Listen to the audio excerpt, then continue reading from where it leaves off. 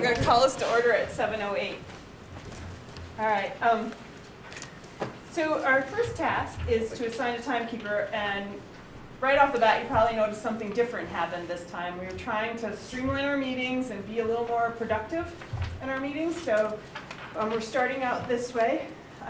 Last week, we talked about board procedures and protocols about attending meetings on time and being prepared. So this is another step. Barry and Jody and I met as officers to sort of plan out a way that we can help the board get better at doing its job and staying on task. In our discussion, we decided it may be easier to have one board monitor for the entire year rather than switch people. So the board, I'll have this item removed from the agenda, and Barry, our vice chair, will take on the role of board monitor and timekeeper. So, Barry's going to speak up if we're off track and try and get us back on track so that we're not here at 11 o'clock and ending a little more quicker, because once it gets past 9, I don't think we're very effective. So that's the plan. As you see changes, that's what it'll be. We're going to get better about the timing on things, less discussion it may mean, or removing things if we spend too much time discussing something. But, so that's the plan. We're going to give it a shot, and hopefully it'll improve our work and make us more productive. So, moving down. Did you discuss doing stand-up meetings? We might have to stand up tonight because we might fall asleep in this heat. So, come on in, join us. All right, so any visitors' business?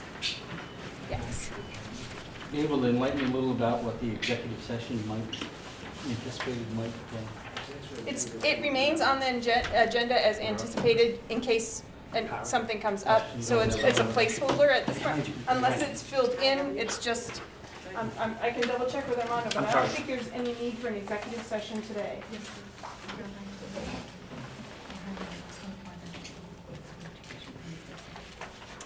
But that wasn't the package in the report presented. Yes, it was, and I asked for it to be It is on the consent agenda, so there's no need for executive session. Right, so that it's just acting as a placeholder now on the agenda, so there is no executive session anticipated. Okay, any other questions? All right. So we'll move down to committee reports. Our first one is community council, and we don't have either of our students here. So, and I don't know if Chris has been able to attend any meetings. Sorry? Were you able to attend any community council meetings? Mondays have been insane at the office. I've not been able to get out. So if there's someone who can make it instead of me, will not. Okay. So nothing to report at this time. Nothing to report. All right. And we have no representative for the Hanford Career Center, so again, nothing to report. And moving down to the executive committee, the executive committee hasn't met for a while. They're due to meet on the 9th. But the SU board did meet and approved a budget for the supervisory union, so that was a majority of their work at the meeting. They did also talk about monitoring reports, which we will also be discussing down under C board policy monitoring. We'll be talking down there. But the discussion around that was that in our interim here, where we're waiting to find our permanent superintendent, that to ease the load on the administration, the executive limitations monitoring reports would be put on hold. It would leave us out of compliance. So we're talking to the boards, and we're going to have this discussion later, but this is what the the supervisory union board talked about. And they were in agreement that we would be out of compliance, but it would give the administration time to sort of regroup, everybody get on the same page, we all know what we're looking for, so that by the time the next school year starts, and the next calendar starts, we can go ahead and stay the course on our work. Katrina has committed to the ends monitoring reports, where we'll still be receiving those, but she asked for a little breathing room on the other reports that are due. So the supervisory union board is going to take that back, and we'll, again, discuss this a little later. So I don't know if anybody has any other questions about what the supervisory union board discussed, or if we're ready to move on. Okay, all right, so we'll move down to board items. C 2.3, financial condition and activities, monthly financial report. Armando, you're gonna start? Yeah, I'll start it and then I'll pass it over to Howard. He'll give you the good news. Okay. And I will just give you news. Does everyone have a copy of that in front of them? Is it this one you're? Yes, So it should this have one? the cover is the, just that sheet with the.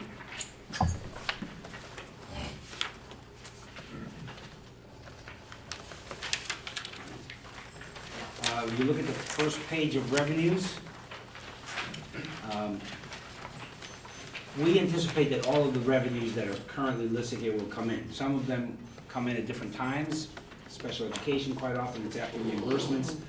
So we anticipate, right Howard, that most of these should. You're beeping.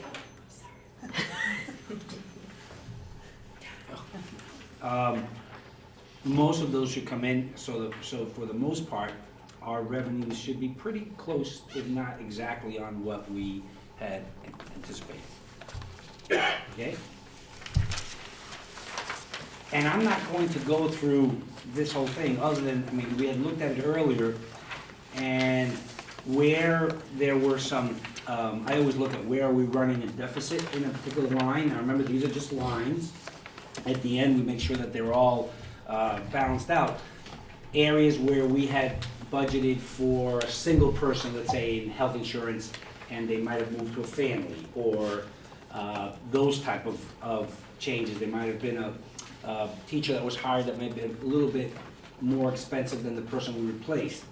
But for the most part, we are in pretty good shape across the lines, other than a few of them, because of budgeting when we did, we may be under. And I think that there was also a position, I think, in a yearbook position that was added after the budget was passed, so that would show a $12,000 to $13,000 deficit. But for the most part, things are pretty good.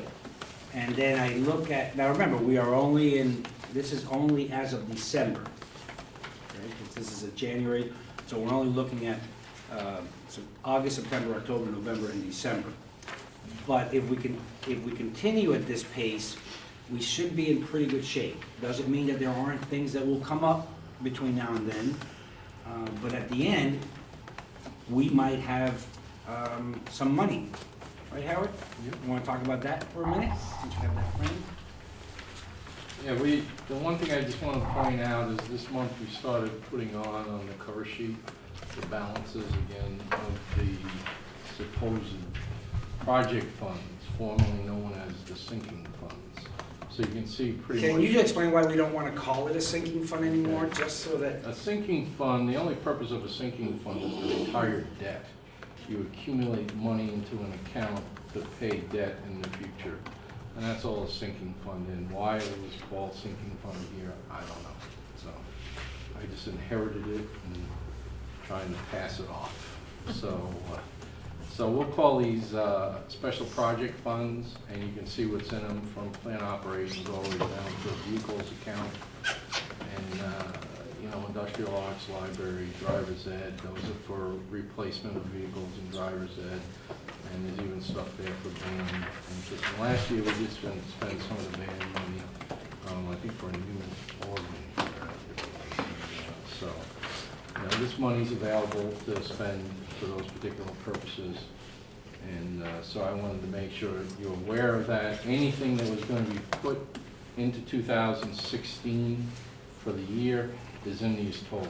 So if it was budgeted to go in to the 2015-16 year, it's in these totals. So you're not waiting for anything to go in. We used to, before I came here, we used to do these annually. and update them annually. I don't like doing that. We're doing them monthly, so we can make sure that we have a proper accounting of it as we go along.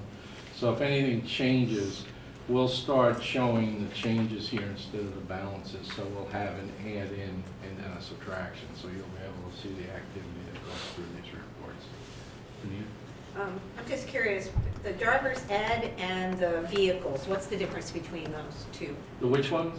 Driver's ed and vehicles. Driver's ed is just for the driver's ed vehicles to replace them. The vehicles account was to replace other vehicles, and I think Carol has a thing she'd like to bring to the board about that. Yes. And do you want to bring it up now? No, Okay. well, I'll at least explain the difference, because Yeah, that you caught can my eye explain. as well. Especially, I think since vehicles was in the principal's accounts, I was really curious if I was going to get a new car, which I'm not, by the way. It's just for the used. record. So driver's education, that's to help replace the cars. We do have one that's a decade old. So I think we're very well situated for that, to possibly retire one or have it reach its lifespan. The vehicles apparently was for when Mount Abe owned its own buses, and we had not gone to fetch a service. So for the past, I think, 3 to 5 years, actually, there's not been any more funds devoted to that from the budget, but it still is sitting there basically unused and nothing to be, not a specific vehicle to spend it on, since we already have the funds approved for the driver's ed vehicles. Howard, did we ever I think we were planning to transfer use some of that vehicle money, because we weren't still owning buses, to pay for the studies that we did for the Yeah, that was done construction? in the prior year. There was some of that money that was used, Anita, for that, and basically, we did take And it that out of reduced it there. by that. Yeah. Okay. Yeah. Okay. It was for the sale of one of the buses, Mhm. and that was designated to be used for the study. That's what we used. Thank you. Amanda? Does more money go into each of these accounts every year? If it's designated.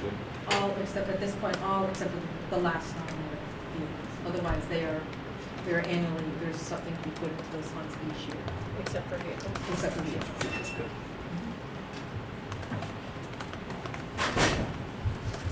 And like Howard said, it's to offset things that are large costs that you happen occasionally as opposed to each year. So. But there will not be any more money put into that line, The vehicles. the vehicles, yes. Right, that has not been put into for Right. several years now. I just want to just talk about the end, just give a sort of, what if things ended today, the last Well, at the page? end of today, we'd be, we're over on the, I should say over, we're less expending on expenses than we have by about $580,000, but there's still some expenses that haven't been Right. encumbered yet. So when they're encumbered, that will close down. Last year, we were fortunate to have a fund balance, not a fund balance, but a surplus of about $334,000. We're not going to have that every year. We don't feel this budget will generate that because of Act 46. We're being as tight as we can to try to, keep within the guidelines. So, But Howard, it's to our advantage to have as much left over in this year's That's budget. right. Because as we prepare next year's, we had that nice $300,000 amount this year. I know we're not gonna have that amount, but it would be nice to have some money to carry forward to the following year. Chris? Does any of that surplus from negotiations, teacher contract negotiations? Or is that no, subtracted out? That's been budgeted for. Okay, Well, we budgeted what we feel that right. we have in there. That's the. So what we set aside in the last budget was subtracted out of that surplus is what I'm, No, Ask. that basically, that surplus is the 15 surplus, not the 16 surplus. okay. So we're only, this year, 15, 16 surplus, well, skip a year. That 333 is solid because it came from the 14, 15, not from the 15, 16. This is the year that we should have had the budget changed because of the teachers' negotiations. So it's 15, 16, that came from 14,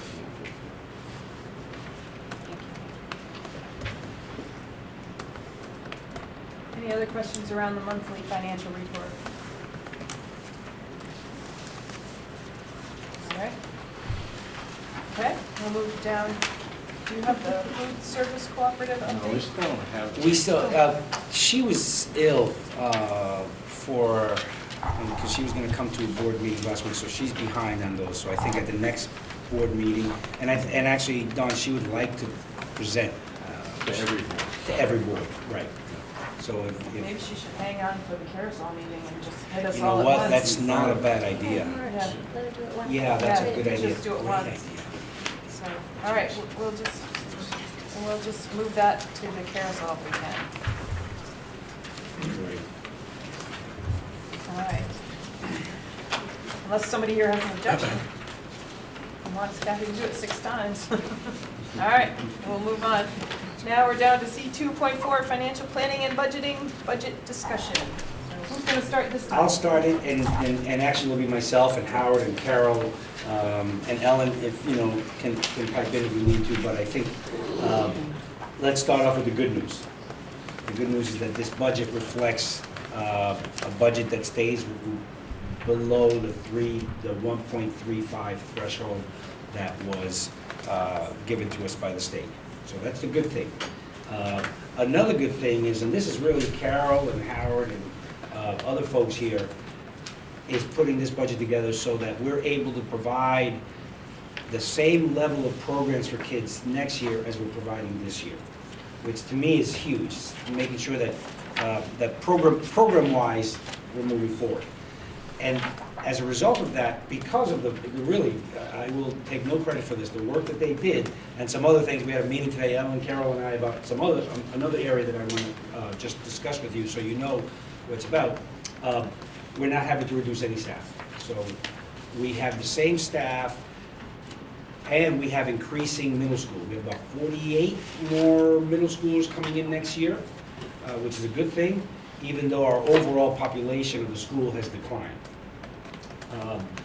So the budget, if we look at the total numbers, this current year, we're at $13,947,738. I'm on page 25. I went right to the end. You know, that's the FY16 budget, the current year we're in. Next year's budget looks like what we have here will be $13,389,914, reduction of about almost $600,000, $557,823.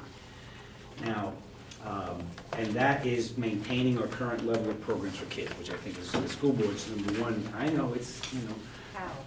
How? Well, did you see that, the lottery winner? Yeah. One of them was from Bristol, they just didn't tell anybody. No. Not telling you. Yeah, right, not telling anybody. Couple things. Number one is we had $300,000. So let's be clear, you know, a lot of the hard work that we did started off with less than 50% of what we thought we'd have to cut. So, again, that's why when we talked about our financial status for this year, whatever we can do to keep some money in the budget for next year will help you guys next year when you're sitting around this table having the same kind of discussion, because next year will not be any easier than this year. So that on one is $300,000. The rest of it, quite honestly, between Howard and Carol and Ellen and the leadership team and others, it was a little bit here, a little bit there, you know? A lot of $2,000, $3,000, $4,000, $500, $1,000 reductions add up to a bigger number. There were some savings in staffing, and there are some other areas, I think, that, and actually Howard and Alden were very conservative. We probably could have gone down a little bit more in fuel oil, but that is such a volatile area right now that even if we over budgeted, that will be money that we could probably use in some capacity next year. The one area that I do want to talk to you guys about, which is it's not a philosophical change, but it's a little bit of a programmatic change. We right now have obviously open campus for 12th graders and 11th graders. 12th graders, 11th graders are in study halls. Not study halls, I used the wrong word. Guided study. Guided study, I'm sorry. But for the layman, you know, that's what it is. Study hall. So we have, yeah, Call it what it is. we have guided study.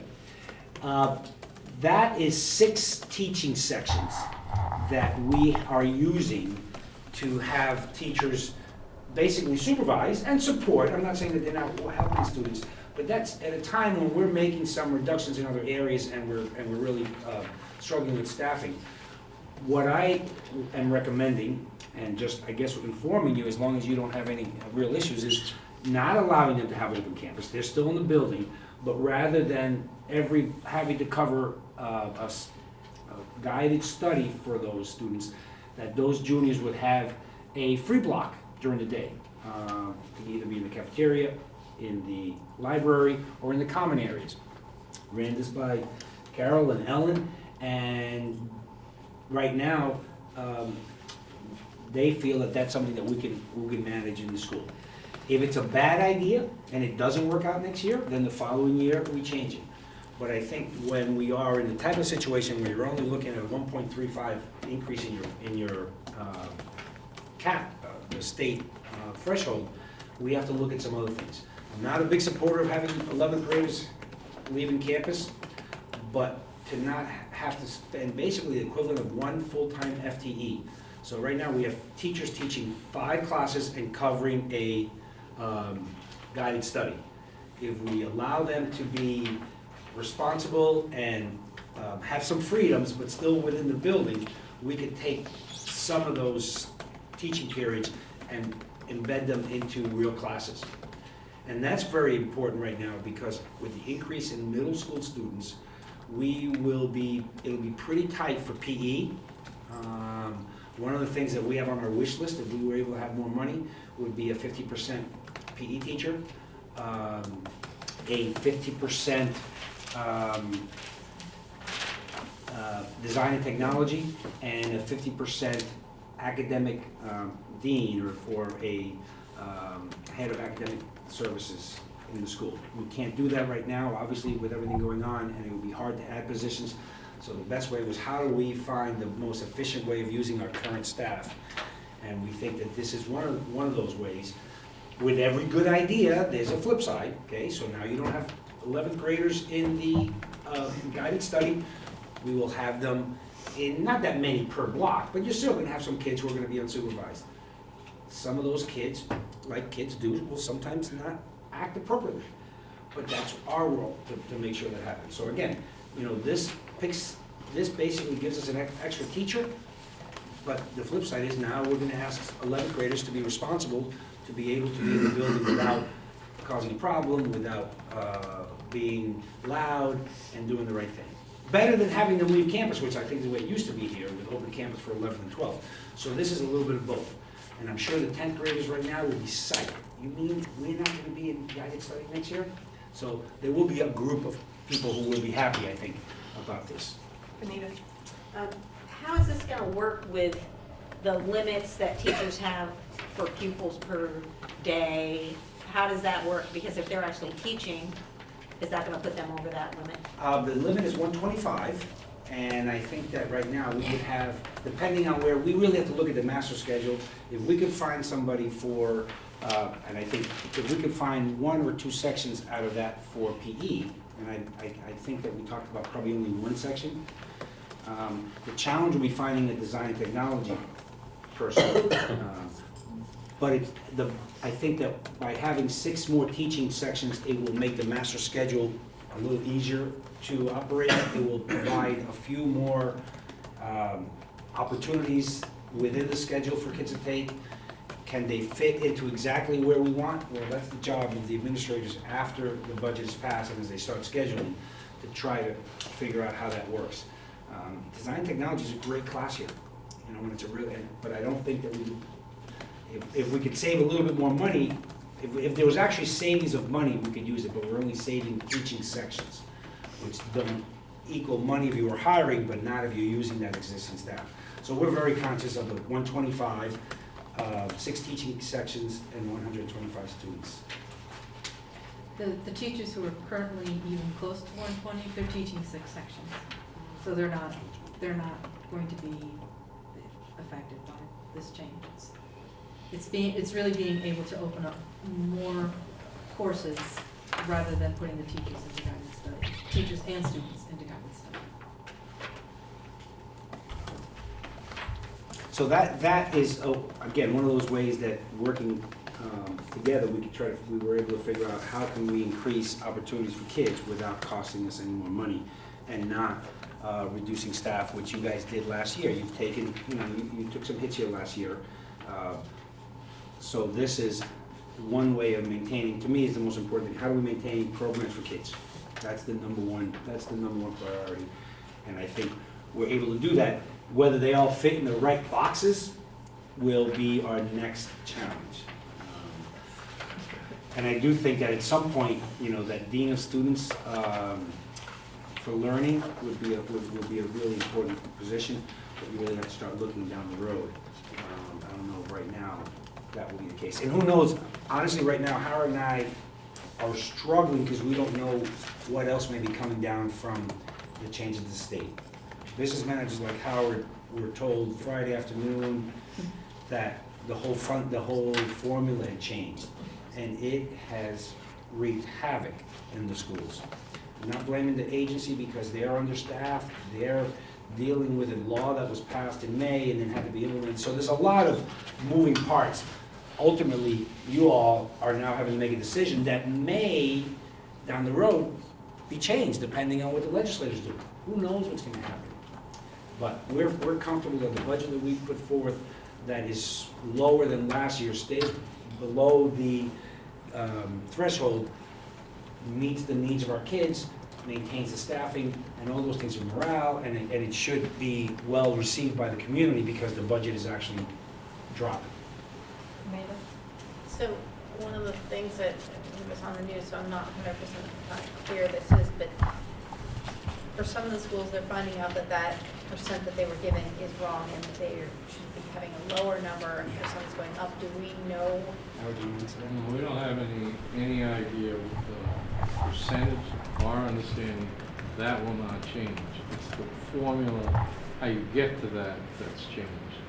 What they did was the AOE came up with a worksheet formula, submitted it to everybody, then it was determined later that the intent of the legislature was not in the worksheet. So they had to redo the worksheet to come up with the formula that the legislative body wanted. They came up with that. It made some changes. What they did was you weren't supposed to have any subtractions from the cost, the AGR, the allowable growth. You weren't supposed to have any subtractions from that this year. There was a model that was built. The legislature said, no, we wanted to base it on the prior year, and you would be able to subtract out your debt service and special education costs over $50,000. There's that 10% window that we have to pay locally. We get to subtract that. When you do it, in Mount Abe's case, it looks like it was a net change of 0, because a little bit of a change. Because what they did is the growth amount that they gave us, the overall amount, went down by about $67. Yeah. And so it wasn't a great difference between that. So by doing that and being able to subtract out the chipper debt and the extra, we only had like $1,000 extra on excess. When we did that, it was almost an offset. So it really didn't, at least that's the way it's been explained to us now. Now this is Friday's explanation. It's now Tuesday. I don't know what Wednesday will bring. So if they completely repeal Act 46, what will that do for us? I don't think That's a great, that's an issue we've philosophically talked about that. That's something that the board, I think, if you approve this budget tonight and it's warned, not much you can do about it. If it's voted, and then at that point, I think you're done. Unless the state comes out with some sort of miracle thing that says, oops, we made a mistake, we're gonna give every school district what that equivalent would have been in money without having to vote for it, just adding it to your budget. I mean, honestly, that's the easy, but it's the easiest thing to do. But I can't imagine any, like, we've already, this will be our third budget that will be approved. Can't go back and change them. Some of them have been sent to the printers. I was at a meeting today with a couple of the local superintendents.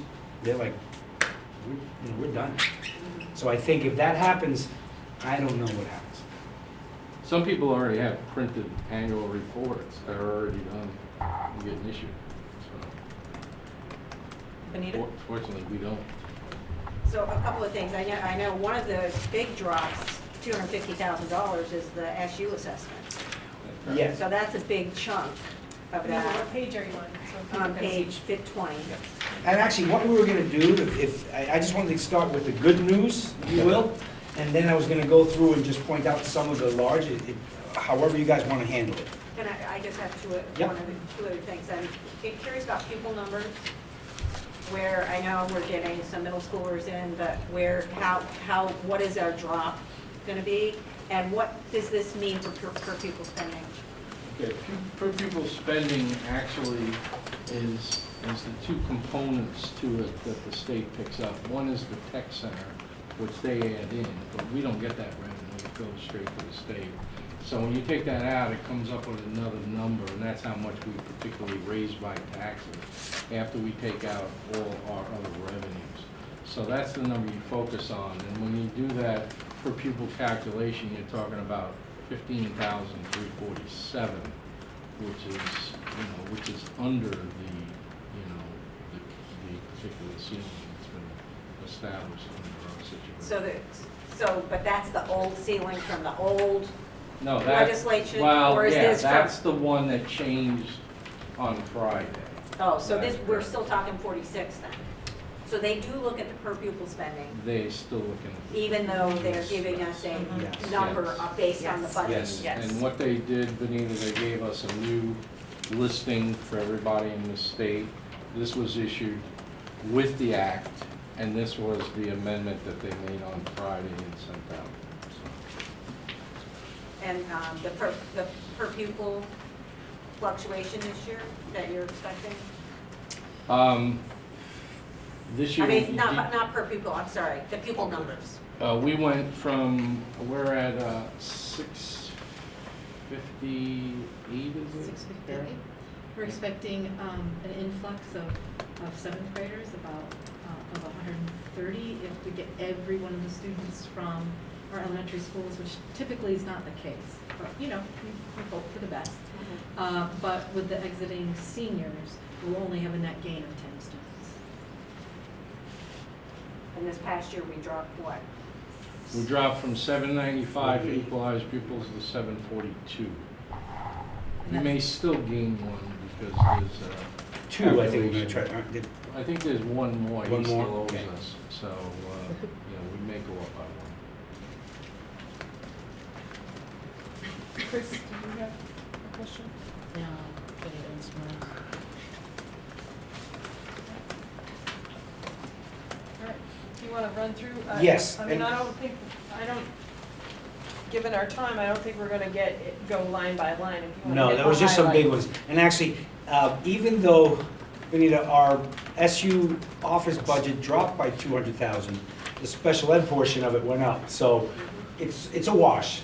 I think we're up a little bit from this year to next year, but it really was, again, this has nothing to do with me. These folks at the SU office did a heck of a job being able to find $200,000 in reductions in order to make up for what we knew was probably going to be an increase in both special education transportation as well as regular special education costs. The other thing that helped was the percentage of Mount A to pick up the assessment went down a little over 1%, so that also helped. And on that budget of almost $8 million, it helps out a great amount. So just, I'm going to only point out highlights or larger numbers, and then you all have others that have questions. But on page 1, on the bottom, you'll see there are two reductions, one of 28,000 and one of 82. The $28,000 other professional services substitute reduction, and the next one is Tuition in private schools dropped by $82,000, which is huge. Okay. Obviously, you saw the increase for the reserve for negotiations, and that's carried up. So just so you understand, we currently, in this budget, we have a reserve for negotiations. This number here includes what we anticipated teachers, based on what the board, what the negotiation teams. So it's the increase as well. So next year's reserve for negotiations shows an increase over this year's teacher salary, so we're not gonna be short next year in that area. That was a question that one of the other board members and one of the board asked, and we double checked that, yes, we do have, so there's that number's a little larger than this year's number, okay? Again, in the English line, it's just, you know, changes in staffing, changes in health insurance. Just, if you go now to page 3, and I think we talked about it a minute ago, but yearbook advisor, we had to put that 15,000 back in the budget, because that person is doing their job right now, but it was never in the budget that we're working under. So it was not budgeted for, we realized we needed it, we're doing it, so that's why, so that increase is really showing status quo of what we have. Page 5 would be the next one, that has a substantial number. Under, we have it under industrial arts, but there's about $82,000, there's about $98,000 total, but the bulk of that is one of our teachers is being reduced by 0.63, so it's almost 65%, but it includes salary, benefits, and everything else. So that's that's why you see a reduction there. Nothing on page 7. Again, Armando? yes. So you did say we're not having to do reductions in force in this budget, correct? Correct. So that choice to reduce the FTE was by the person? Yes. Or, okay, Yes. or retirement? or- Yes, but it's by choice of the person, not by our Right, choice. right. If you remember, last time we met, it was in our consent agenda, request. Yes, got it. Okay. That is exactly what that is. Page, again, as I look through the other pages, and, you know, if you wanted to look at, there's a $5,000 increase, if you want to get that small on the band, and part of that is health benefits and everything else. So it's nothing positions. Everything else is just a small savings that we had. Page 8, if you look at the 1141 salary professional staff, there was a reduction of 36,800. That is just position savings. If I jump to page, again, 10, there's an additional, under driver education, 11,000 and change. That is, we're adding a section, or we're adding sections in driver education. The very next line down, 1152, the very first line, professional staff, that is a person that was taken out of science and put into the personal learning. So it's the same person, just moved from one salary line to another. Okay? Page 11, there's a $17,000 increase on the bottom, under 1154 in health insurance, and again, that's one person changing from a single to a family, or two people going from single to double. So that, but again, I wanted to point that out, that's where some of the larger increases. If you look at page 12, at the very top, account 1154, the third one down is textbooks, an increase of about almost $14,000, $13,500. That is, we need new math series. And as with the Common Core, and again, the questions Trina and Carol could talk about, with the Common Core and new math, it's been years, I think, since we've purchased new math books. The very last number on that page, increase of 49,863, is that person that we moved from science to personalized learning. Okay, so it's just, again, it's just like swapping positions. Can I ask you a question about the math books? Yes. Are we- You're not gonna ask me, man, I'm sorry, you're gonna ask them. Is it going to a new program, or are these just updated of the same? Yeah, what it is. Series? It's going to a new Integrated. program, it's definitely still integrated, but it's to be aligned to the Common Core. And they've been doing the math department has been doing a very skillful search and selection of what that would be. But this is the first update I hear in about 20 years. And don't be fooled if textbooks sound so very 1950s. These are teacher resources and online resources and journals and workbooks for kids, so it's a whole Yeah, I was set. just wondering if we were switching, because I remember last fall, we had a lot of input from the community about integrated math, and parents not wanting to lose that, so I just wanted to make sure we weren't going to something Integrated new. math, it is integrated. We're all not challenged, we're all required now to meet the new Common Core standards. In Vermont, their educational quality standards, basically, we all have to make sure that we're preparing kids to meet that level standard. And change that, it's not math books, and it's not 50, by the way. Sorry. That old. Like 90s. Hey, I was here when the first integrated math books came here, Oh. so now I'm feeling old. Yeah. Sorry. Yes, and again, that's the bottom change is just, it's just a movement. Page 13, you guys did a heck of a job, there's zero budgeted in there, there's nothing, so. Way to go. And again, savings in hires on page 14, where we look at extracurricular and some of the stipends. Again, not huge. That's how we were able to get to the numbers. Small savings here and there that added up to a larger number. For a total savings in co-curricular of $14,769, without, my understanding is, Carol, there's no changes in actual, all the programs that are available for students right now, extracurricular will be available next year. Correct. We basically scaled back some of the Yeah. line items where they were funded at a higher rate than we were actually spending, so we were looking at the trend and decided, okay, we can scale this back and still be able to pay for what we need to. Okay. Page 16, there is a savings on the counseling, and I think that was a position that was budgeted but not hired for. Correct. Carol? Sure, so, there was at one time to have a director of school counseling. We didn't fill the position this year. We have, though, decided that we do need some things for next year, one being a behavior interventionist. And so, what I did is I said 0.5 for a behavior interventionist. And then at one point, we had a 0.5 for, say, a dean of academic learning, which would have been a director of school counseling, but more focused on proficiency-based graduation. But that part of the wish did not get fulfilled. But we still are really going to go have that 0.5 for the behavior intervention. So the decrease there is basically 0.5 for the administrator. Yes? So instead of hiring that one for the administrator, the idea is instead, the idea is still to hire 0.5 for a behavior interventionist? Yes.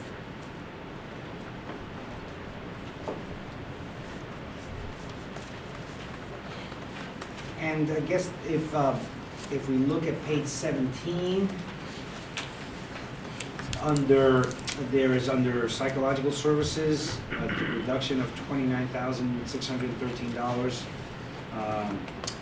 Part of that, some of that money is being recouped through EPSDT and IDEA, and the 504 coordinator is moving out of that line into the special education at the SU level. So that $30,000 approximately is a reduction of a position being moved, and then backfilling some of that with IDEA and EPSDT money. Armando, could you explain what those acronyms are, because I don't know what they are? Yes, IDEA is Individual Disabilities Act, which is basically special education. I'm sorry, EPSDT? No, I'm thinking. Early prevention, screening, and treatment. Wow, you're the only person I know in the whole state that knows the name of that. I like acronyms. Nice job.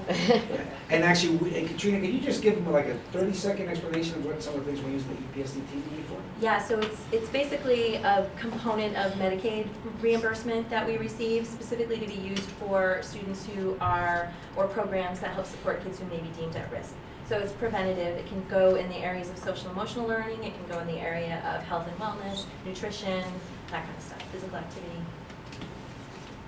And just to, I'm sorry, because I can't catch all of it because I was trying to understand the acronym again. Where's the, where's the savings? How are we obtaining those savings? What's happening? Because I know that last year, school-based clinician, that was originally the idea was to cut, was brought back, I think if I remember correctly from the last budget, because there's thoughts of cutting the school, so we made sure to put that back in. So the question is there now going to be a reduction in the school-based clinicians that are available to the school?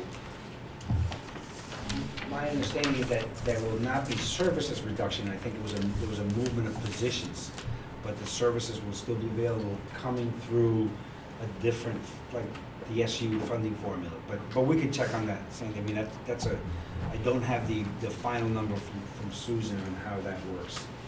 Because I know that that was a specific issue that had been raised last year, and then it sounds like there have been a lot of discussions about the needs of the school and the students at the time, and based on, I don't know, whatever happened behind the scenes, there was a decision to add back the school-based clinician for concerns about dealing with those needs. In light of the fact that also we used to, I think it was, we had a behavior specialist or interventionist, and then we got rid of that position in favor of the idea of having the administrator in counseling.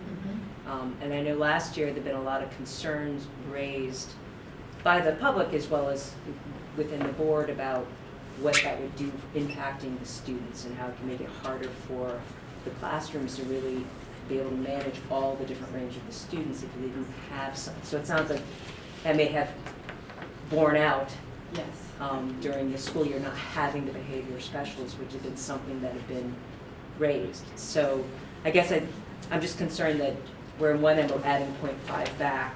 Are we taking out something? And it's not clear to me. We say we have services, but who's going to actually fulfill those services? Somebody who pops in occasionally, or someone who knows the student body and who's here on a regular basis? So for 0.5, we want someone who's here and dedicated to here, and possibly is even working here now, possibly in different capacity, to actually say that your work is definitely 0.5 of you is working specifically to help us with having therapeutic groups, with doing one-on-ones with students to develop their social emotional skills, their ability to regulate themselves. And it's part of a mix that we really need at this point. The question though is, I think I want to come back, Sandy, is this position still going to provide the school with the psychological clinician work that they need, whether it's in this line or someplace else? Right. So, and again, is this through CSAC or is this through something else?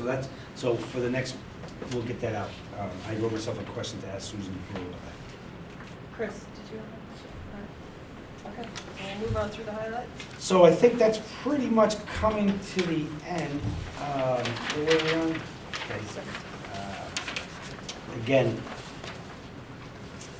page 18, there's group health insurance for supports, group health insurance that has increased with health insurance. And as we get to, then if you look at page 20, there's a $250,000 reduction in the SU, which we talked briefly about earlier. And then if you go to page, at this point, special education services are up, so that there's a reduction there, but there's an increase of basically $42,000 on page 22 at the very top.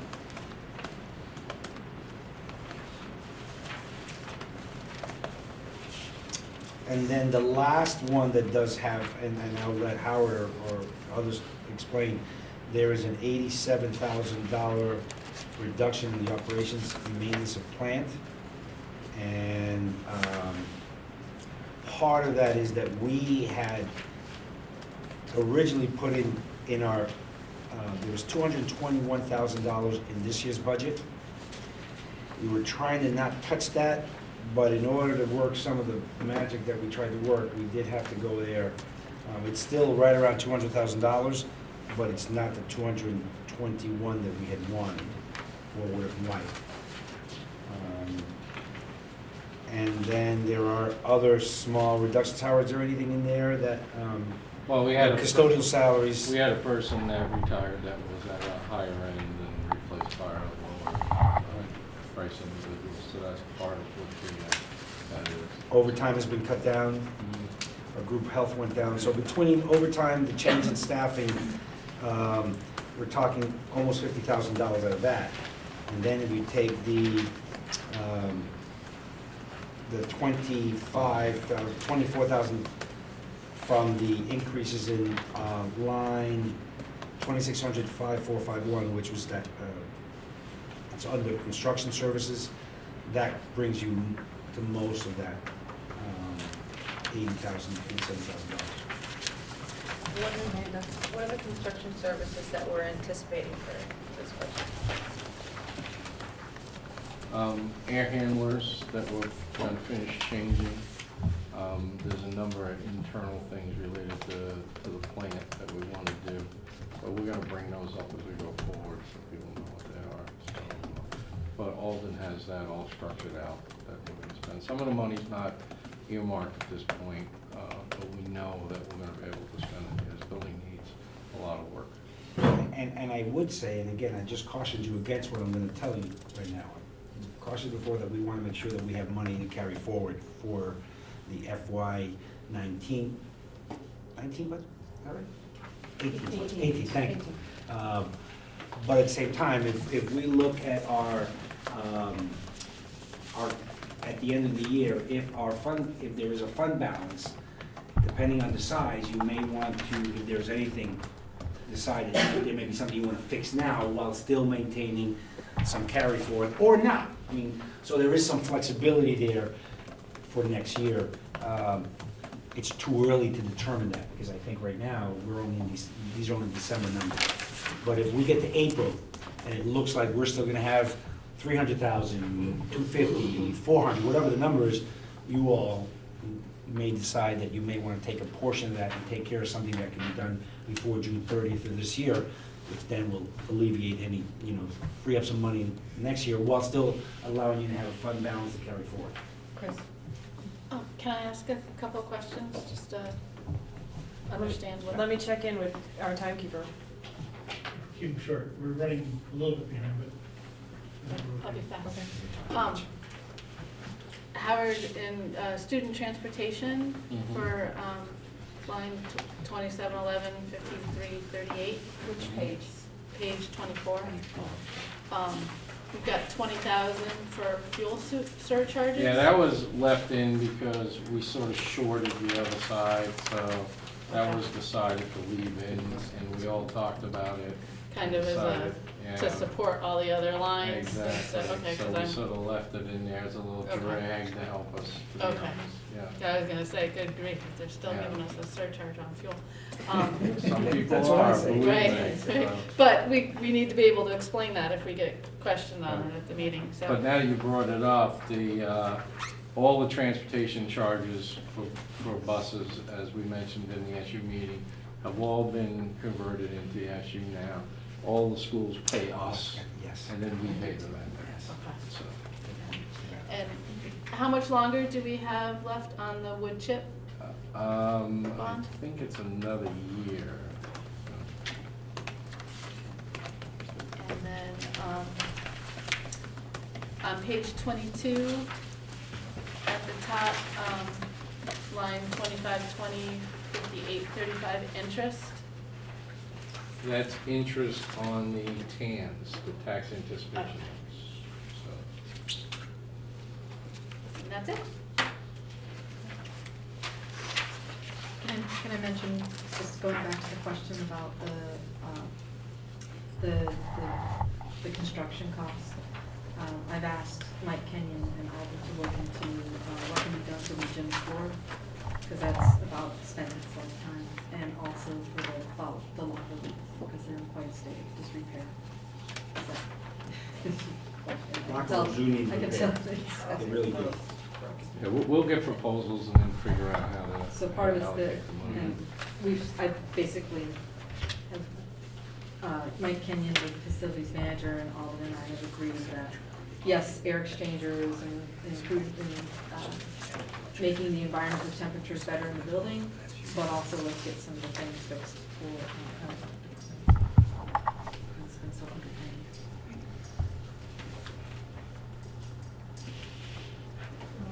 How close are we to our cap? Do we have any wiggle room, or are we right there? No, we're pretty close to the cap, so, I think we figured out where, depending on the state formula, I think today we figured we were like $8,000 to $10,000 close to the cap. So, we wanna, but the trouble is, we don't wanna change this budget if anything changes at the state. We feel it's a good budget, we've talked about it, we're just offering that to you to approve. If to add things, it would be hard right now to add anything. There's two plans out there right now. One to add 0.9% back into the budget related to a bill that's outstanding. There's another one that wants to add 1.8%, which would bring it up to 2.7. And I don't, most of the schools are in pretty good shape. What happens is they'll probably take it away from us next year. So the idea to try to live within this year's budget and then try to, carry something over to next year's budget so we don't get hit again. So. And we have to remember, we have a $334,000 surplus to match that next year. So it's gonna be tough. And if we're short on that surplus, it has to come out of spending, depending on what the state allows us to add. Whether Act 46 will stay intact or whether it will, we just don't know. I mean, after I met with Carol and Bill this afternoon, Howard and I spent a fair amount of time on the budget and asked that same question. There's a little bit of wiggle room. Do we go right up to the edge? And then our concern is, quite honestly, is that we feel that there may be another change in one of these categories, formulas, whatever. I mean, I can't say, I hope not, but we don't want to be caught after we finalize our budget that we're over. This way, it's not a lot of money, but it may be enough of a wiggle room that should some formula change, that at least it protects us from having to have a penalty. I mean, obviously, the worst thing that any of the communities can have right now is to go above the cap and have a penalty. So right now, it looks like all of the boards, all the school boards in the district are going to stay at or below the cap.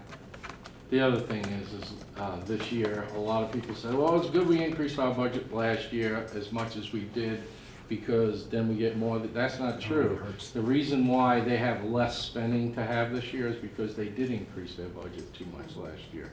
So we're trying to keep it on an even keel, and we do have to look forward because, we don't know what's going to happen, with these changes.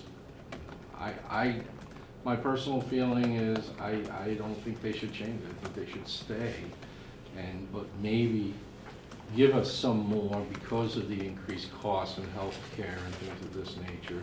And I think a lot of people feel that way. It's just that not penalize anybody for a year, because they implemented this thing so fast.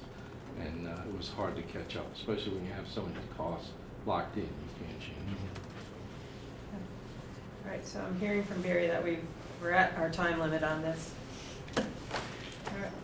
I'd love to make the motion, if I could have the numbers. For to adopt the budget in the timeline, so, is it the number? $13,389,914. Yes, but that also includes the tech center payment to us of $248,219. So we just have to mention that tech payment is in there of $248,219. State tech. Well, how do, State in payment. the warning? We never see that payment. But what No, it's number? Not in the warning. What number do we want for the warning? The one for the warning is the $13,141,695. Say that again, 13,695,000. 141,695. So that's shall the voters of Mount Abraham Union Middle High School approve the school board to expend $13,914,695, Yep. which is the amount the school board has determined to be necessary, blah, blah, blah. I heard a different number. Maybe it's Yeah, I different did. Say that again?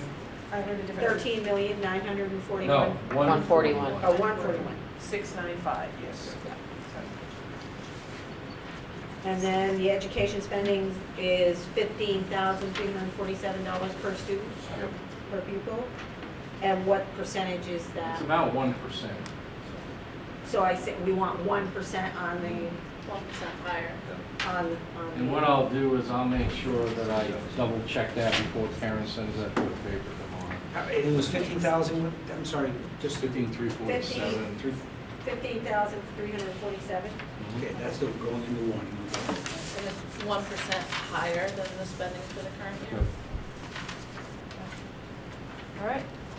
So now that we have the information and we're down to adopt a budget and a warning, So that's my motion. that your motion is to approve the budget and the warning, and the budget in the amount of $13,141,695. With a per pupil spending, With a per pupil spending of $15,347. And the Which is projected one- spending per equalized pupil is a 1% increase. De- or like Increase. Increase, higher than the spending of the current year. that's my motion. All right. I'll second Has that, who's the second? Amanda? Okay. All right. Any further discussion around the motion?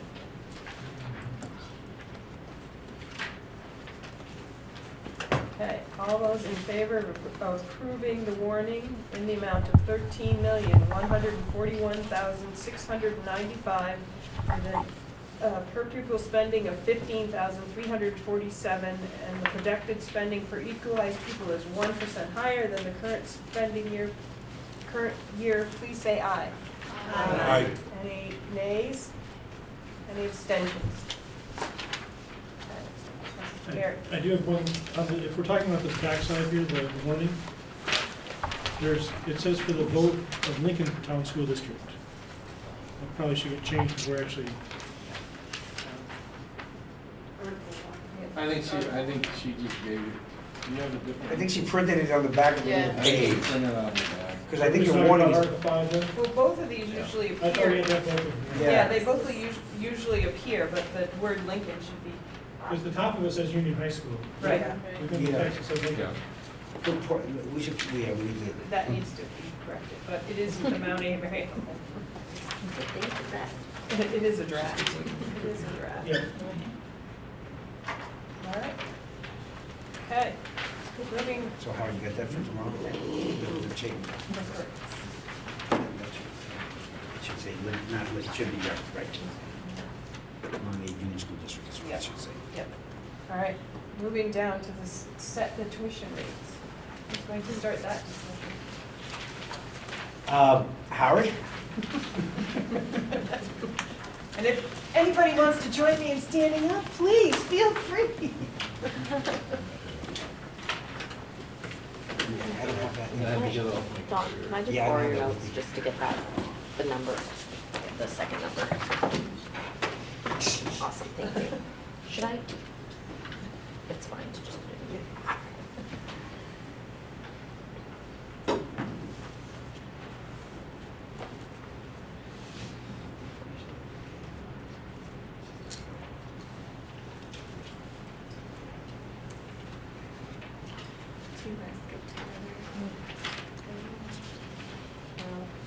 The next part is really a discussion, so we'll just wait a minute, but rather than start, stop, start, stop.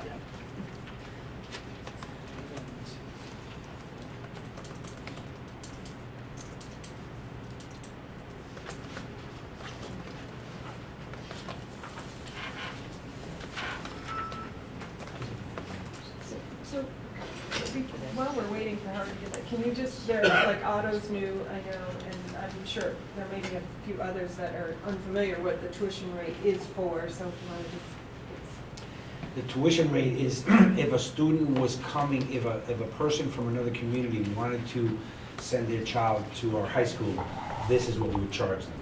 Typically, the tuition amounts do not cover special education, transportation, and debt service, but I think one of those was changed. Because, again, they shouldn't have to pay for transportation if they're not using it as part of the tuition. So those three things are taken out. So that number is usually lower than the per pupil number. So it's the per pupil number minus those amounts per pupil. Yes, yes, yes, that would be it.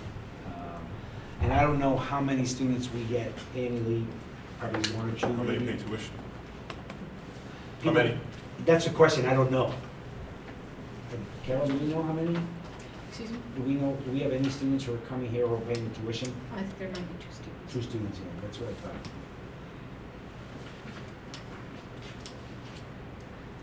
John, can I ask a question about, last year when we had to revote, we spent a lot of time marketing the budget and getting that information out. Just really in great fear and anticipation of our budget going down again after the pains of last year. Is that something that we want to consider doing? A flyer. A flyer. so, we can talk about that. We have another meeting, I'm looking to see, I don't know the exact, on the 9th, where we could do some planning. And in our annual meeting is the 22nd. So there's time between the 9th and the 22nd. That, on the 9th, I would hope that we do some planning around what we're gonna do. I also think that this is a very valuable, if people actually watch the public access channel, this is a great way to get some information. Then I'll clarify that our meeting's the 23rd, not the 22nd. Oh. Oh, it is the 23rd, you're right. I can't get on the common here, so I'll have to go back. You can't get out I there? can't get on the common I have the other one. So do I. No, he can get on Wi-Fi, he can't get on here. our I can't get on closed our server common to get it. at the office. I thought Karen put it in, she didn't put it in.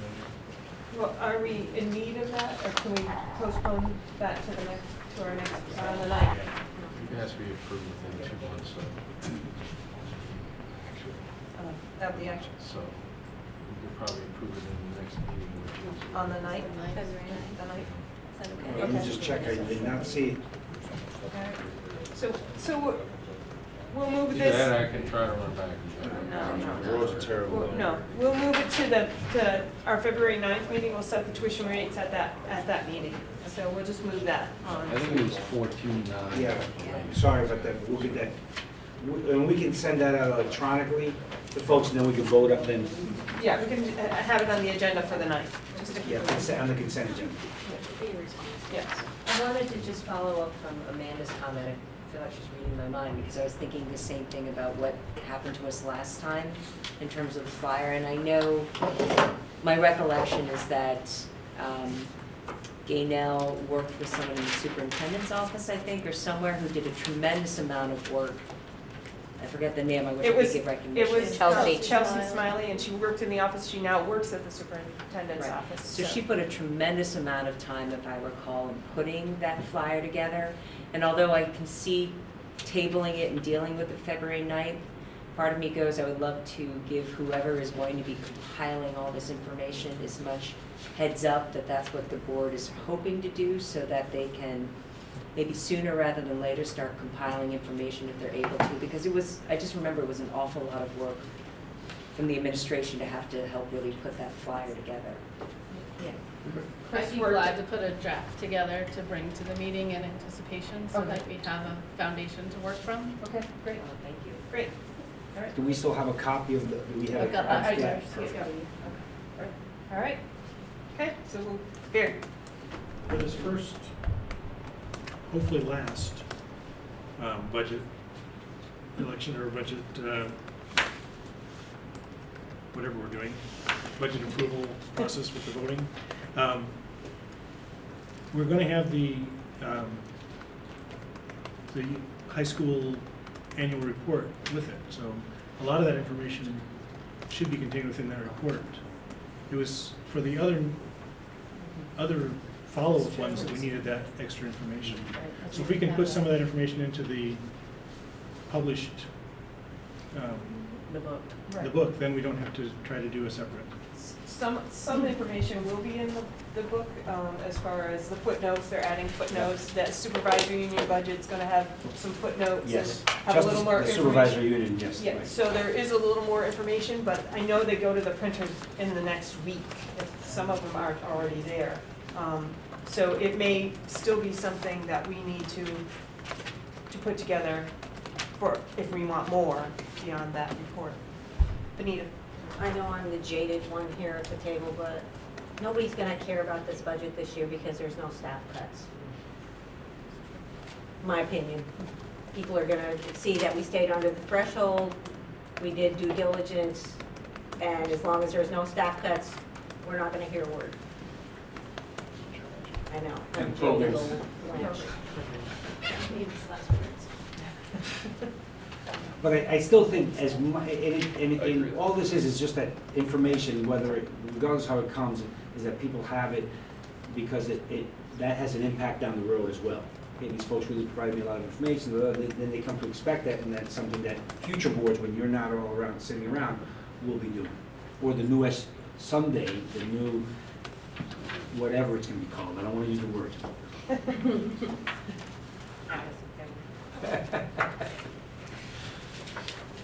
All right. All right, we're gonna move down now to board policy monitoring. And I don't know if we can pass those along, I didn't hand those out to everybody. That's the policies that we're gonna be looking at 4.7 and 4.1. And it's typically what we've done in the past is just read through them and had a brief discussion. So we can do that. If there's feedback that you want to give, Sandy is representing Mount Abraham on the Policy Governance Committee that is meeting next week. So if there's specific feedback around something you've read or you're looking at, you could give it to Sandy now. Otherwise, it'd just be sort of a review and any comments, and we move on to discussing the ends, or the monitoring piece that we talked about at the beginning of the meeting.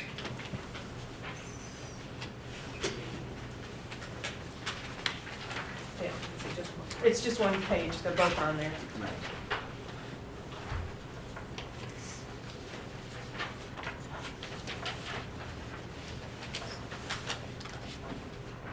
Barry, how much time do you think we have for this topic? It's gonna be like 5 minutes each, because we're running room. Okay.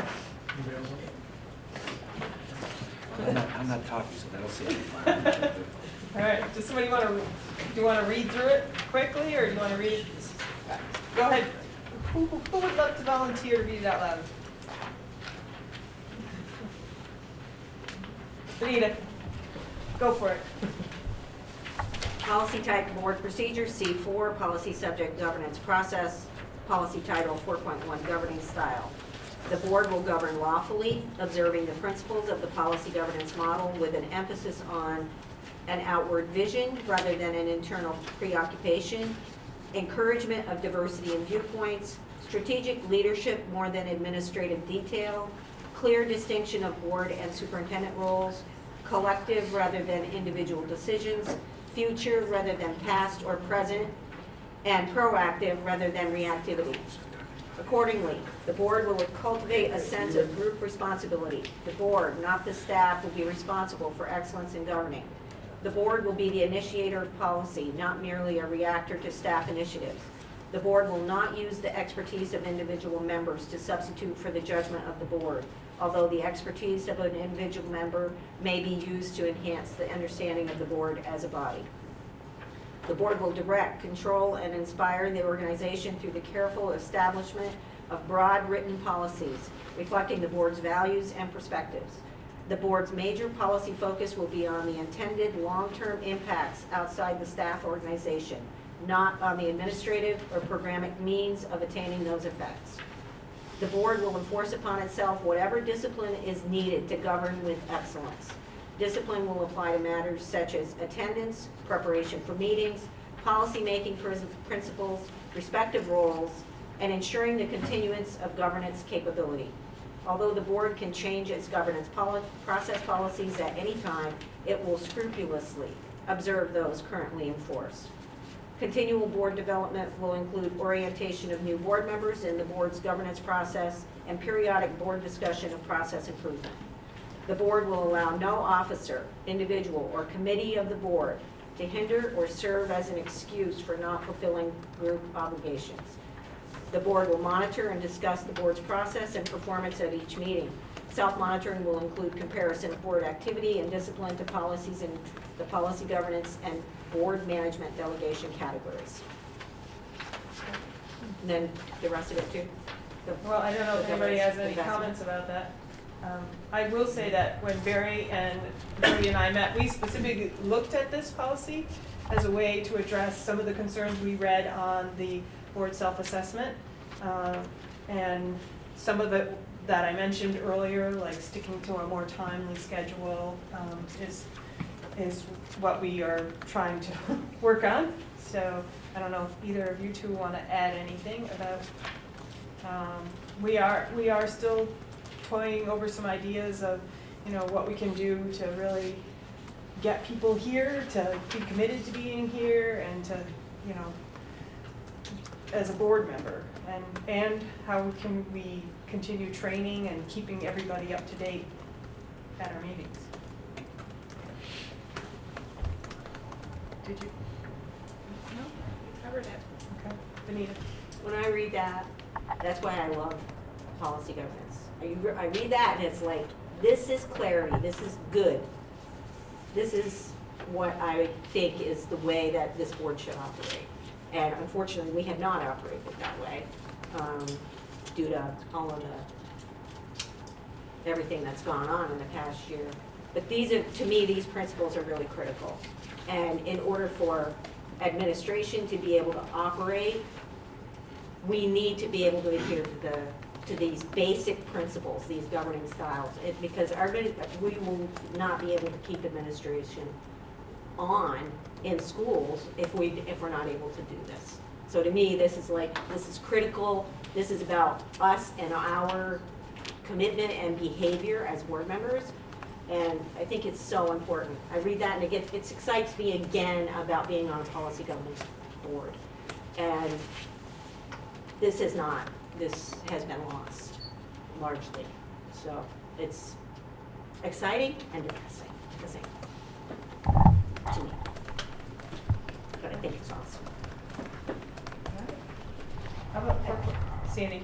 I guess what I would say is that, interestingly, I would agree that I think that the policy itself is inspiring. I think the principles behind it are good. It's a tool for us pretty much to try to do our work.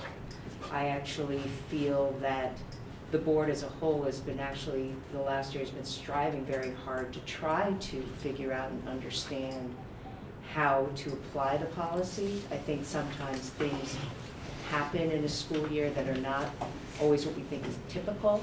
And I think honestly that the board has really done a great job of trying to figure out how that all works within this framework. I think it's only been 5 years, maybe or so, that policy governance has really been put into place, and I think it's an evolution. I think people are really, that's why we're doing the policy meeting, and I think it's and reviewing the policies, but I actually think that overall, I think the board has really been trying to, given the ups and downs of the last year, to figure out how it really works. So I too am looking forward to continuing to learn more and have the rest of the board and all of us learn more about policy governance.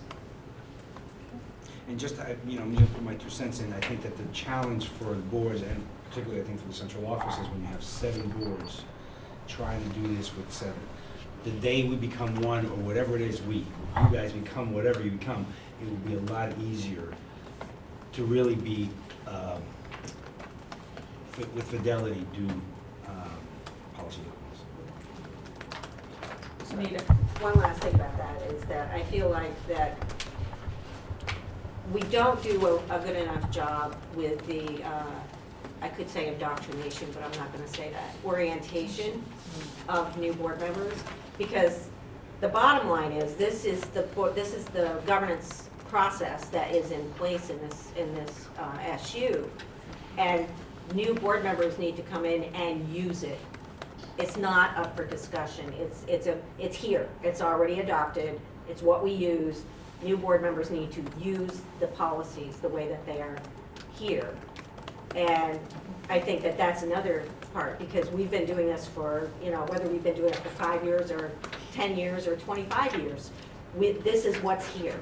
And new board members, particularly if you've never served on a school board before, you don't have anything to do comparison to. Dawn, you and I, we have a lot to compare policies to because we worked on both methods. But new board members, this is it. So this is the way we operate, period. So I just think that keep looking at the thing and ripping it apart. I understand that you're under a big process to do that in a big way right now, and that's all fine. But I think that the thing that we need to be clear about with new board members is this is it. This is how we operate. So done. So let's move on to 4.7, because I know we exceeded our 5 minutes on. I just want to say that if people, I take the direction of the board. I'm the MAUSD representative for the policy committee, so any input that you want to provide in terms of where people want to go, I'm open to that. I've never gotten the impression from any other board member that they were trying to rip apart the policy. In fact, I think it's more about being modest and making sure that you don't undo and go backwards more than you go forward. That's the indication. That's what my indication is from the board. So.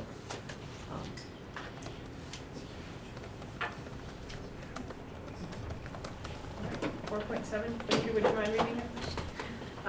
Governance investment. Because poor governance costs more than learning to govern well, the board will invest in its governance capacity accordingly. Board skills, methods, and supports will be sufficient to ensure governing with excellence. Costs will be prudently established in the budget for the next fiscal year during the month of November for board member education, third-party monitoring, and linking with the community.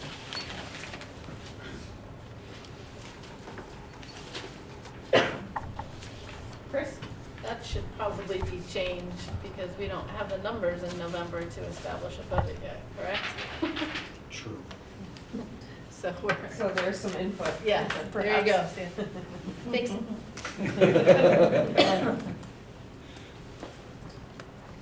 Anyone else? Barry? I thought those costs were the costs we were inputting into, to go into a budget for something, because that's for board member education, third-party monitoring, and linking. It's not that we have our budget at that time. Maybe This is the money we clarify. want to be able to spend, I think. Things that, Invest so in we have to growth. have that before they can do the Oh, all budget. right. So I think, I think it would be good to leave that somewhat similar to what it is now.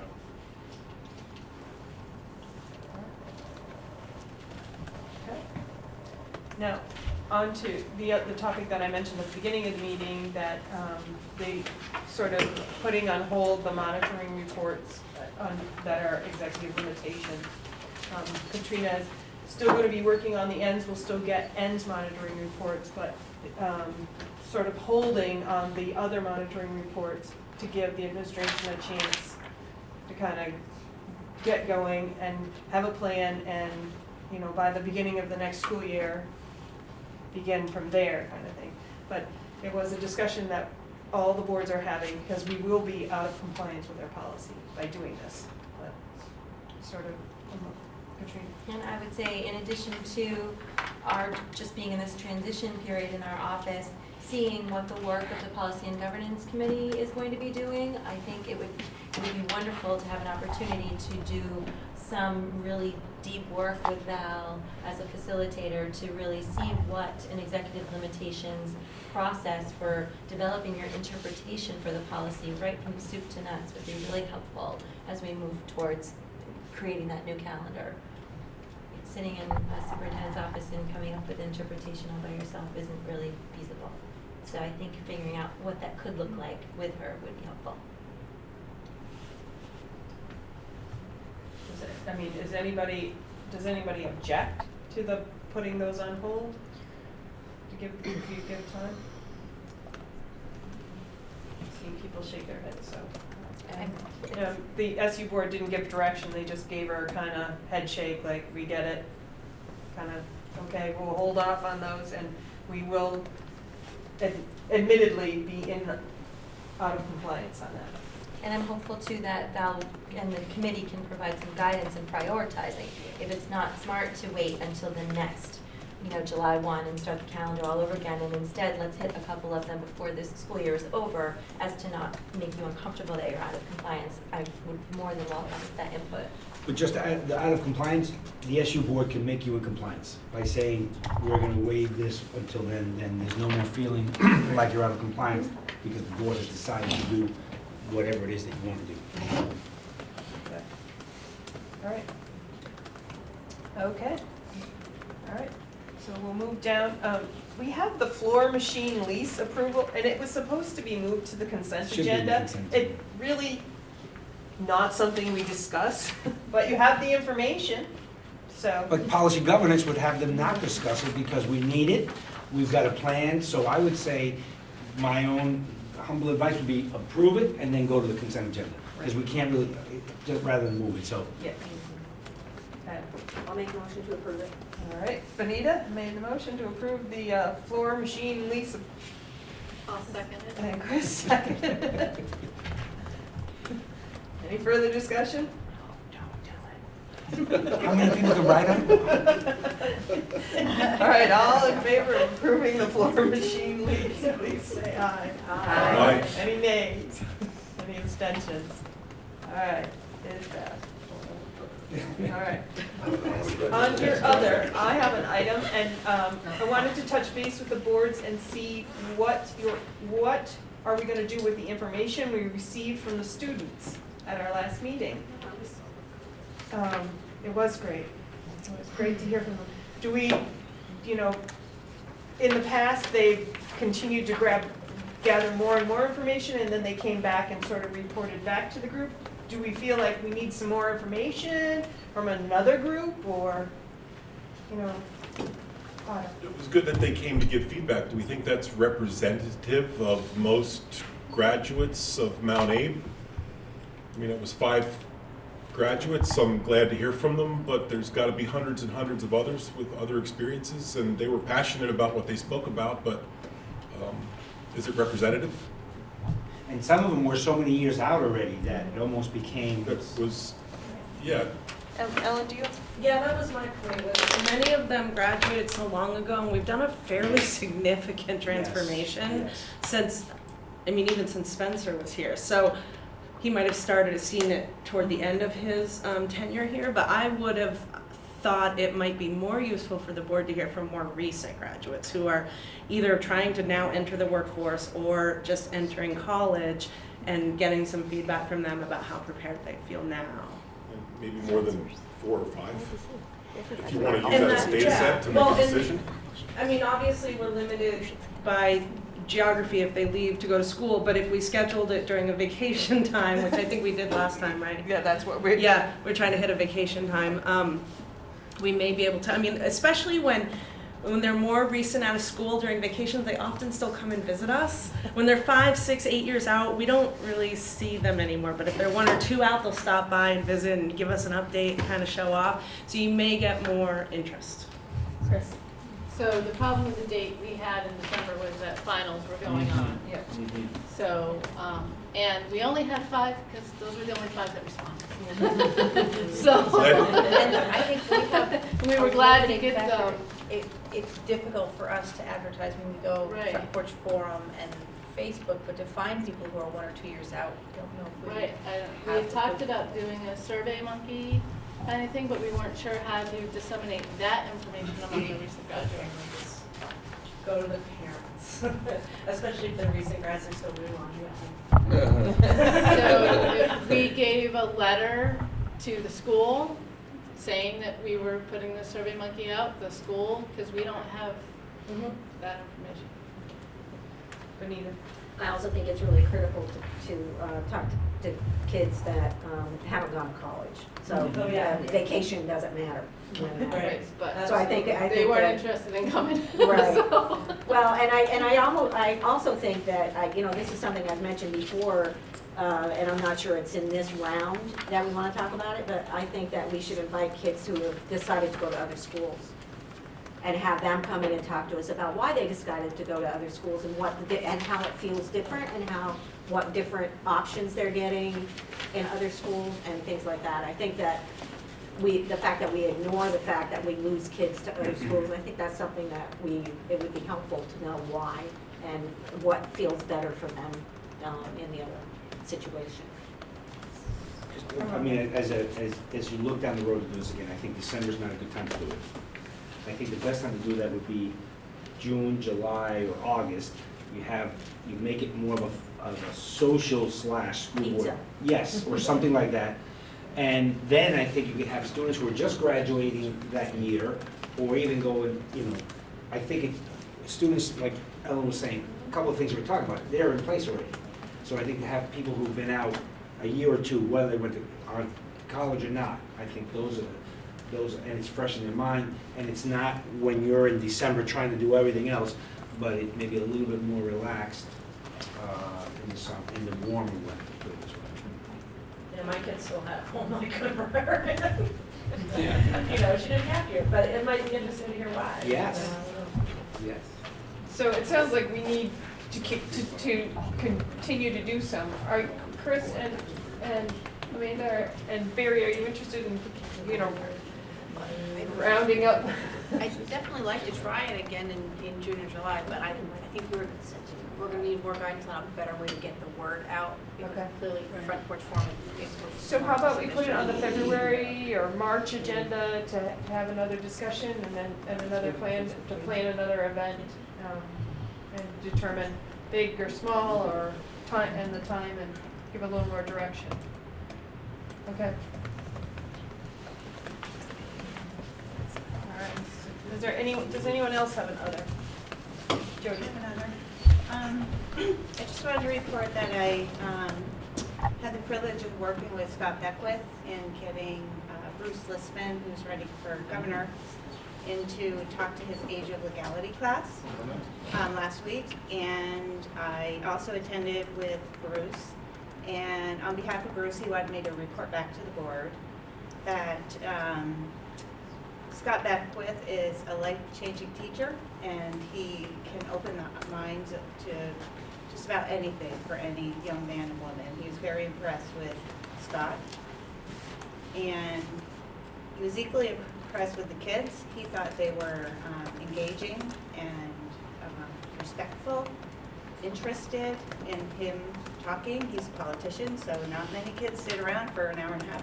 He talked the whole block, and they listened. They asked very challenging and interesting questions to Bruce, and he was very thankful that he had the opportunity to come to our high school and speak to Mr. Beckwith's class. Thank you. What was his name, Jody? Bruce Listman. Bruce Listman. Thank you. Okay, that's good. Any others? With others? All right. Move down to C 2.8, communication and support to the board, teacher and support staff negotiations update. I'm not sure that there's much to update. We're still in this holding pattern, where we were waiting for a fact finder or a direction down that road. And with the professional staff and the support staff, we are waiting for a mediator and have no meetings, nothing, no dates yet, so. So you haven't heard about Cochran, whether he's available or not? I know that. He was away for. But then I thought Steve said that he might be able to do something, so I don't know. Still haven't heard anything. Okay. Yep, still haven't heard anything. All right, and now down to an Act 46 update. I missed the beginning of the meeting, so I don't know, Allison, you can remember. I know we are meeting next week with Katrina to get the state of the district and to sort of provide some information to the entire group. So I know we're doing that, and still there were work groups that reported, and I missed the reporting of, I think, one of them on it because I came. And then they decided 3 of the people decided to get together to do some data finding, I think. Because we broke out into, I guess, work groups at the end to discuss what we thought our community wanted. And we had a guest as well who spoke and encouraged us to think about this in terms of not just what's best for the students, but what's best for the community as a whole. And focused on, I think, the loss of local governance and input from your community, people being involved. If we went to a merged district, we would lose input from the community and participation. So. Anita, who was that? He was a gentleman that was sitting right in front. Right, Oh, and he at wasn't there. I the didn't- top of my head, I He do was not a remember. former, he's been a town clerk. He's Yes. been, Been all- he's the only person town in Vermont that's manager. ever done, he's done like 3 jobs that are sort of interesting. Had an interesting perspective. Yes. Not Bob Hall. Um, Randy, was it Randy? Really handsome man, he's sitting right here in front. I saw him in the grocery store, but I couldn't remember his name, so. And he said hello, and it was very nice, but. I would just like to encourage the Act 46 folks to get somebody with an opposite view, so that we're not, you're not just listening to the, that seems kind of interesting to have that person invited in. I'm just No, curious. he came. He Oh, he came just on his came? own, Invited, and no. during visitors' business, he Ah. spoke. Yes, and Okay. he was very. Right, no, that very was not an documented. invitation, that Okay. was a Okay, spontaneous okay. community member. Now, there was no response back and forth, Right. obviously, it was just his position, Okay. whether Good. folks wanted to respond or not. But I want to just add that I know that several of us, I mean, I think that we want this thing to move along. Right. It seems was that, brought up. Yes. and I think Rebecca's doing a great job, but she's not an easy group to manage. Manage is not the right word, but to sort of facilitate. So it's not the easiest thing. And we do have a meeting coming up later on this month, and Katrina has nicely offered to come and talk about, one of the things that they had asked for was the student outcomes. But that in and of itself doesn't show equity. Well, one of the things that we need to look at is what do the schools have and how much of it it has? So is there truly equity between the schools? Student outcomes can change from year to year because we're such a small cohort group that you can go from being in the top 99 percentile in the country to the lower 99 percentile with just a couple kids changing. So we really need to look at what are the equity issues.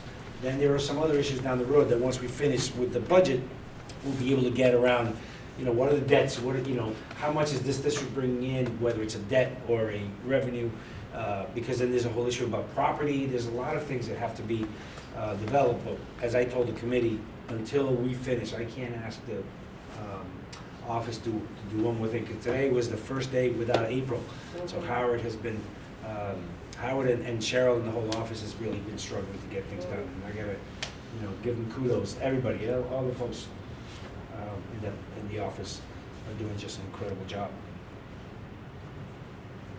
Robert Bernstein, was that his name? Robert Bernstein, yeah, that's right.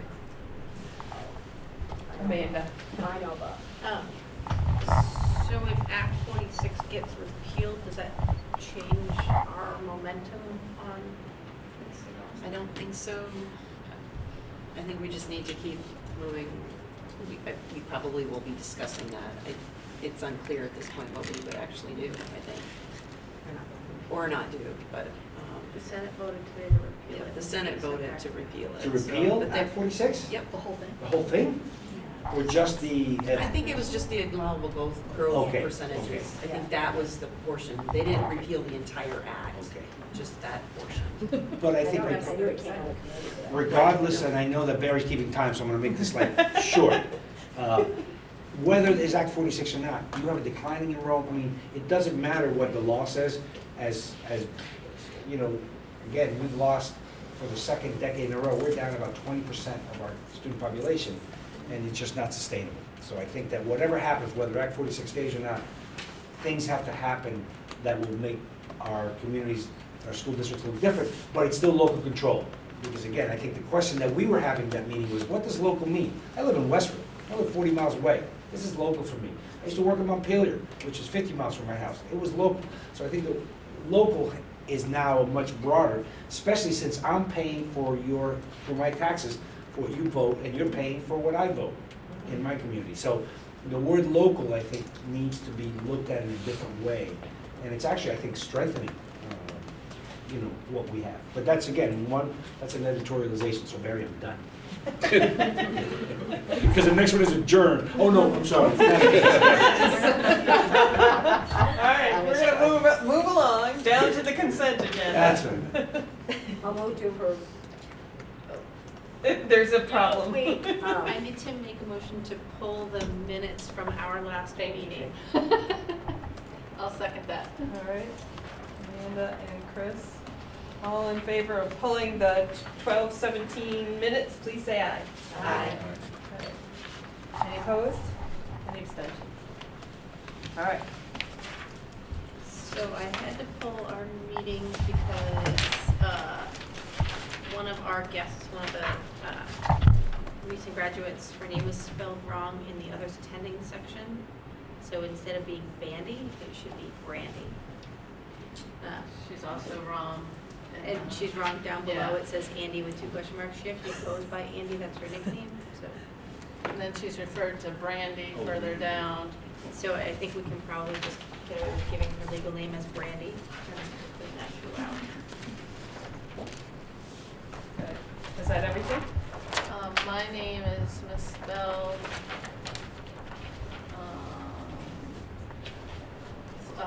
Section 6D. And there's also no 6A, because at the bottom it says, Aaron did minutes through item 6A and Jody did 6B through the end, but there's no 6A referred to.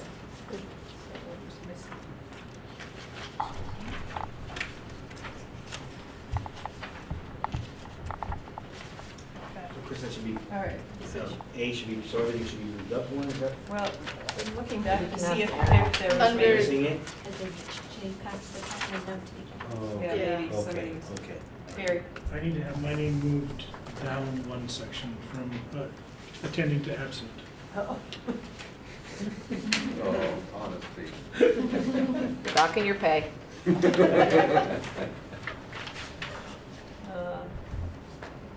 You know what? The 6A was the planned linkage with the owner's community engagement event.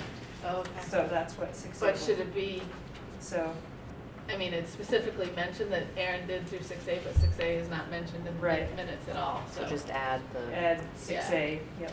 And say see What is it above. Yeah. linking with owners. Yep.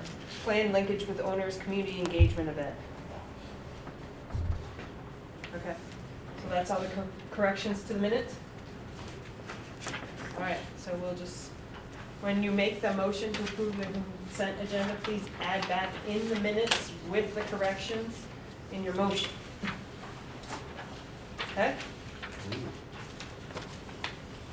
All right, So I'll make a consent agenda. motion. I'm gonna make a motion to approve the consent agenda with moving the minutes back in with the corrections made. I'll second. Chris seconds. All in favor of approving the consent agenda, please say aye. Aye. Any opposed? Any abstentions? Okay. All right. Any other visitors' business? All right. No need for an executive session? Move to adjourn. Second. Before 9 o'clock. It's before 9. So we're gonna try again. Thanks all for sticking to it. We'll have the name cards back next meeting. We'll try the same thing. We'll go over it again at the beginning of the meeting to sort of get us in the routine. Barry will be our monitor, and we're gonna go from there and keep moving forward. Streamlined, productive meetings.